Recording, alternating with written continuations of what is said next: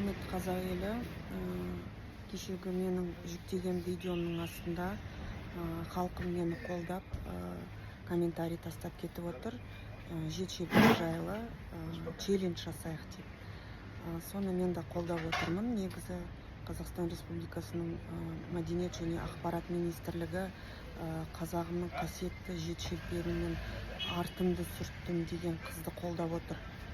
Мен Қазақстан Республикасының азаматы Әсел Таухан қазақтың қасиетті саналатын жеті шелпекті ЮНЕСКО-ға материалдық түрде емес, мәдени құндылықтары ретінде кіргізуді сұраймын.